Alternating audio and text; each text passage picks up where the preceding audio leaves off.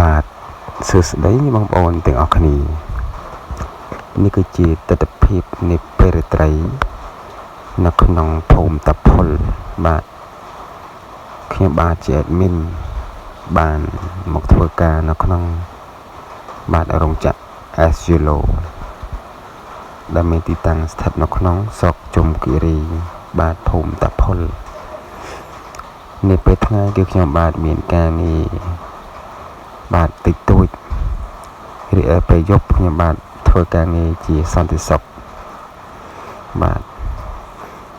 ការយាមយប់បងប្អូនដឹងស្រាប់ហើយបាទនេះគឺជាទស្សនវិជ្ជាយាមយប់ខ្ញុំបាទបានធ្វើការថតរូបភាពបាទផ្ដិតយករូបភាពនេះពេលរាត្រីកំឡុងប្រហែលជាម៉ោង1រាត្រីបងប្អូនបាទពេលថ្ងៃយើងឃើញថាមានមនុស្សម្នាជាច្រើនធ្វើការងារតែពេលយប់វិញបងប្អូនបាទគឺស្ងាត់ចងំបាទហើយអត់មានមនុស្សទេបងប្អូនបាទចង់ឃើញថាទស្សនវិជ្ជានេះបាទអ្នកខ្សោយបេះដូងបាទពិតជាមិនហ៊ាននៅក្នុងការយាមទេបងប្អូនបាទតែធ្វើម៉េចដើម្បីលុយបងប្អូនបាទគ្រប់គ្រងជីវភាពបាទចឹង admin គូតែខិតខំបាទតើខិតខំដើម្បីតាំងចិត្តតាំងអារម្មណ៍ធ្វើការយាមបងប្អូនបាទហើយក្នុងទីតាំងនេះផងដែរគឺជាទីតាំងមួយដែលគួរឲ្យខ្លាចជាទីតាំងមួយដែលមានប្រវត្តិបាទមិនល្អបងប្អូនបាទនេះគឺរូបភាព admin ផ្ទាល់បាទអញ្ចឹងពិតជាកំសត់ដល់បងប្អូនបាទនេះភ័យដែរខ្លាចដែរបងប្អូនបាទប៉ុន្តែធ្វើម៉េចដើម្បីបានប្រាក់កម្រៃខ្លះគ្រប់គ្រងជីវភាពគ្រួសារបាទតំបន់នេះគឺជាតំបន់ដែលគេ